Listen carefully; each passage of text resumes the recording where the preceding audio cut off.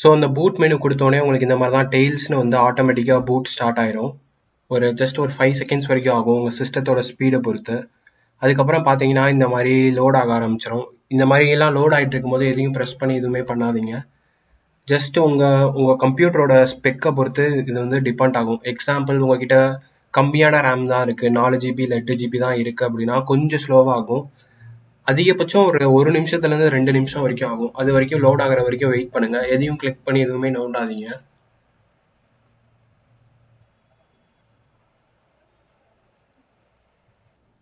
இப்போ பார்த்தீங்க அப்படின்னா ஜஸ்ட் ஒரு 40 செகண்ட்ஸில் வந்து பார்த்தீங்க அப்படின்னா எனக்கு வந்து லோட் ஆகி வந்துருச்சு. ஃபர்ஸ்ட் எடுத்தோடனே உங்களுக்கு இந்த மாதிரி தான் வரும் செட்டிங்ஸ் ஆப்ஷன்ஸில்.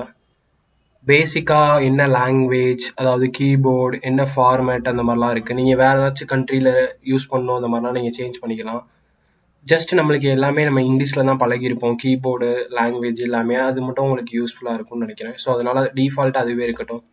அடிஷ்னல் செட்டிங்ஸ் அப்படின்னு ஒன்று இருக்குது. அதில் போனோம் அப்படின்னா நம்மளுக்கு வந்து இந்த ப்ளஸ் அப்படின்ற ஒரு ஆப்ஷன் கொடுத்துருக்காங்க.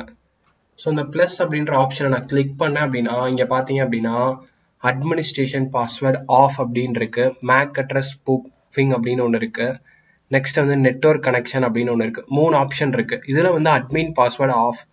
ஸோ அட்மின்னா உங்களுக்கு பேசிக்காக தெரியும்னு நினைக்கிறேன். அட்மின் ஐடி தான் இருக்கிறதுலே பவர்ஃபுல்லான ஐடி ஒரு கம்ப்யூட்டரில். அதை வச்சு தான் நீங்கள் வந்து ஓஎஸோட மெயின் செட்டிங்ஸ் எல்லாத்தையுமே மாற்ற முடியும். எல்லா ஓஎஸ்லையும் டிஃபால்ட்டாக அட்மின் பாஸ்வேர்டு ஒன்று இருக்கும், அதாவது ஒரு ஐடி ஒன்று இருக்கும். ஆனால் இந்த டெய்ல்ஸ் ஓஎஸ்ல பார்த்தீங்க அப்படின்னா அட்மின் பாஸ்வேர்டை வந்து ஆஃப் பண்ணி வச்சுருக்காங்க டிஃபால்ட்டாக. ஏன் ஆஃப் பண்ணி வச்சுருக்காங்க அப்படின்னா, சப்போஸ் நீங்கள் இந்த ஓஎஸ் யூஸ் பண்ணி ஏதாச்சும் பண்ணிகிட்டு இருக்கீங்க, உங்களை ஒரு ரொம்ப பெரிய ஹேக்கர் உங்கள் கம்ப்யூட்டருக்கு அக்சஸ் எடுத்துட்டாலுமே அவங்களால அட்மின் ஐடி இல்லாமல் எதுவுமே பெருசாக திருட முடியாது, இல்லை எதையுமே எக்ஸிக்யூட் பண்ண முடியாது. சப்போஸ் அட்மின் ஐடின்னு ஒன்று இருந்தால் தானே அதை வந்து அவங்களால திருடவோ இல்லை அக்சஸ் பண்ணவோ முடியும். அட்மின் ஐடின்னு ஒன்று இல்லைன்னா எப்படி அவங்களால பண்ண முடியும்? ஸோ அந்த மாதிரி அவங்க லாஜிக் திங்க் பண்ணுறாங்க. எக்ஸாம்பிளுக்கு நான் சொல்கிறேன். இப்போ உங்கள் வீடு இருக்குது, உங்கள் வீட்டில் நகையோ பணமோ இருந்தால் மட்டும்தான் யாராச்சும் வந்து திருட முடியும். திருட வந்தால் கூட உங்கள் வீட்டில் நகையோ பணமோ இல்லாட்டினா என்ன, அவனால் வந்து சும்மா வெறும் வீட்டை தான் பார்த்துட்டு போக முடியும். அந்த மாதிரி தான் அட்மின் ஐடியே ஒன்று இல்லை. ஸோ ஜென்ரலாக அதனால டிஃபால்ட்டாக அப்படி ஒரு ஆப்ஷனே ஆஃப் பண்ணி வச்சுருக்காங்க. பட் ரேராக ஏதாச்சும் ஒரு சுச்சுவேஷனுக்கு நம்ம பர்பஸ்க்காக நம்மளுக்கு தேவைப்பட்டுச்சுன்னா நம்ம என்ன பண்ணிக்கலாம்னா இதை கிளிக் பண்ணி புதுசாக ஒரு பாஸ்வேர்ட் செட் பண்ணி வச்சுக்கலாம். ஸோ அதை யூஸ் பண்ணி நம்ம செட் பண்ணிக்கலாம், யூஸ் பண்ணலாம். அண்ட் இது வந்து பார்த்தோம் அப்படின்னா நம்ம நெக்ஸ்ட் டைம் பூட் பண்ணும்போது ரிமூவ் ஆயிரும் இந்த பாஸ்வேர்டு. ஸோ நம்மளுக்கு தேவைன்னா ஒவ்வொரு வாட்டியும் மேனுவலாக செட் பண்ணிக்கலாம். பட் ஜென்ரலாக செட் பண்ணாதீங்க, உங்களுக்கு 90% தேவைப்படாது.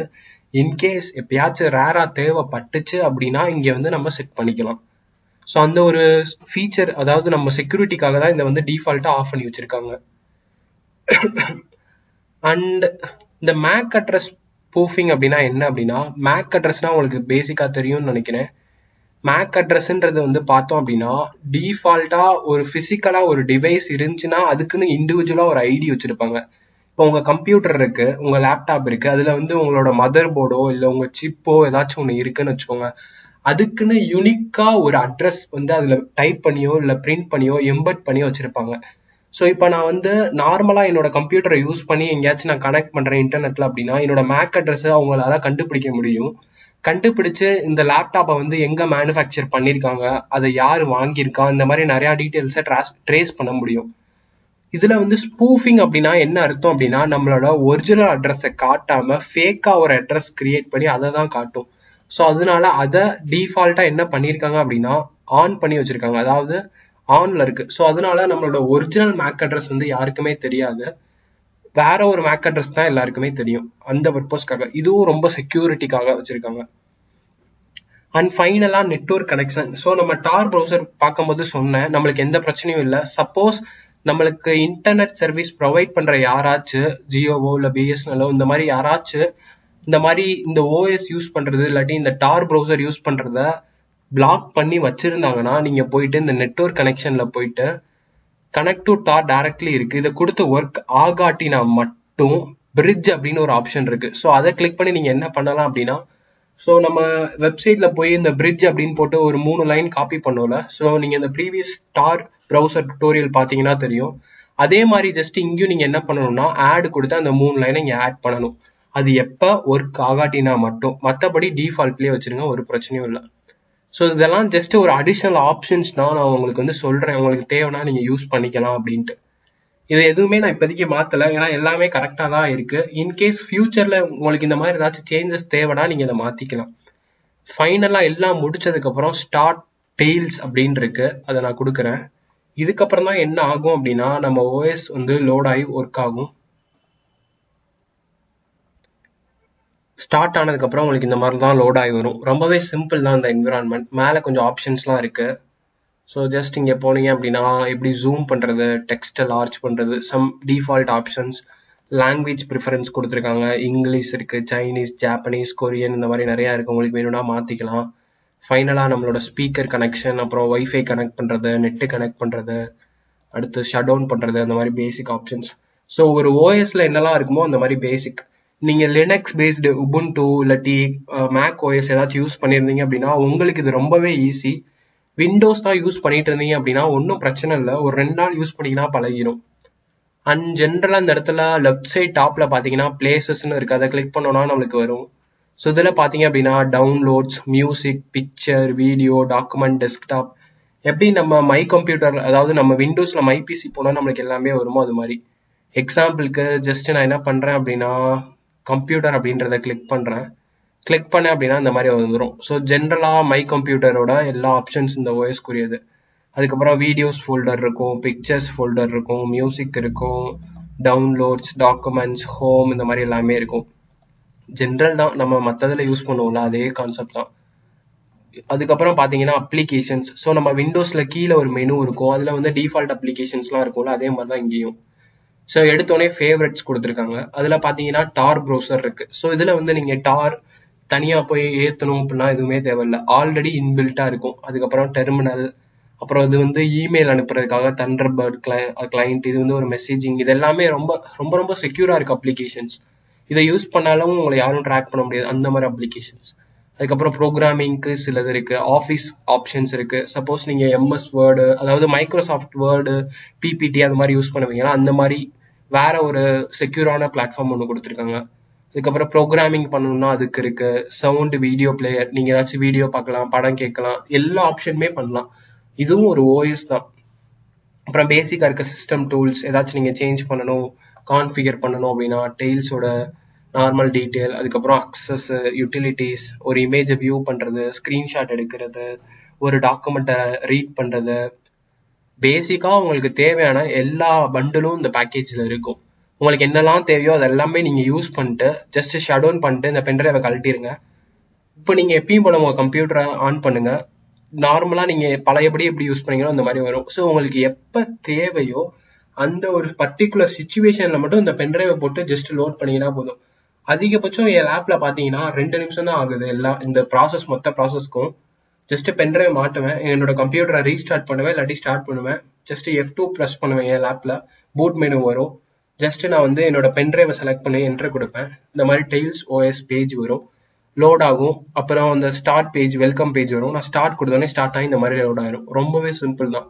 ஓவராலாக ஒரு 2 to 3 minutes தான் ஆகுது. உங்கள் லேப்டாப் ரொம்பவே ஸ்லோவாக இருந்தாலும் பிரச்சனை இல்லை, அதிகபட்சம் ஒரு 5 minutes தான் ஆகும். ஸோ இந்த மாதிரி நீங்கள் லோட் பண்ணிடலாம். இப்போ நான் என்ன பண்ணுறேன்னா ஜஸ்ட் டார் ப்ரௌசர் கிளிக் பண்ணுறேன். ஜஸ்ட் எப்படி ஒர்க் ஆகுது அப்படின்றத வந்து நம்ம செக் பண்ணி பார்த்துடலாம். ஜஸ்ட் லோட் ஆகிட்டு இருக்கு. ஃபர்ஸ்ட் டைம் கொஞ்சம் நம்ம லோட் பண்ணுறதுனால கொஞ்சம் ஸ்லோவாக கூட இருக்கலாம். இங்கே பார்த்தீங்கன்னா ஒரு இண்டிகேஷன் வருது, டார் ப்ரௌசர் இஸ் ரெடி அப்படின்ட்டு.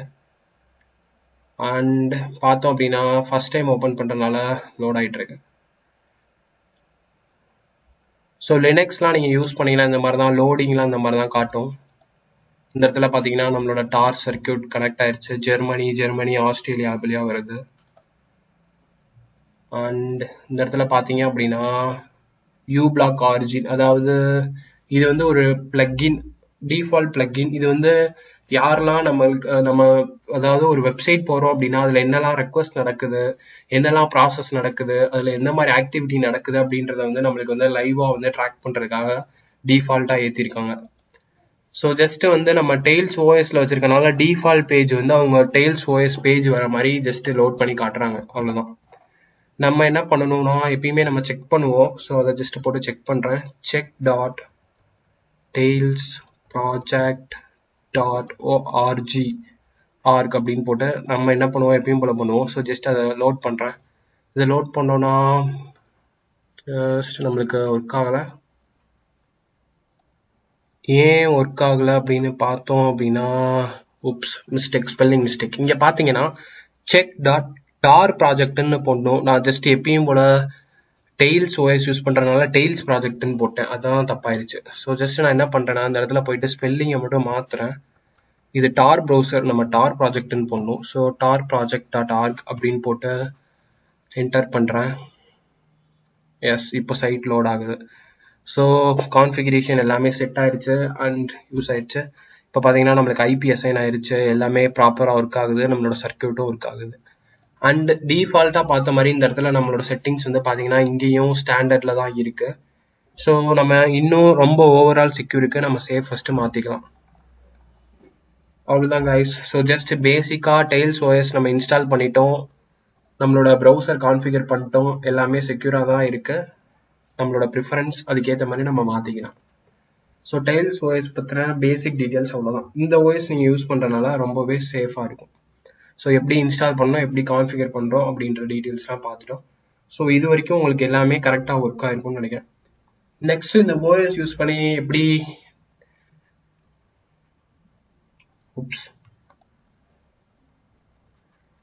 நம்ம டார்க் நெட் அக்சஸ் பண்ணுறது, அதோட என்ட்ரி பாயிண்ட்ஸ்லாம் என்ன அப்படின்றத நம்ம நம்மளோட நெக்ஸ்ட் செக்ஷனில் பார்க்கலாம்.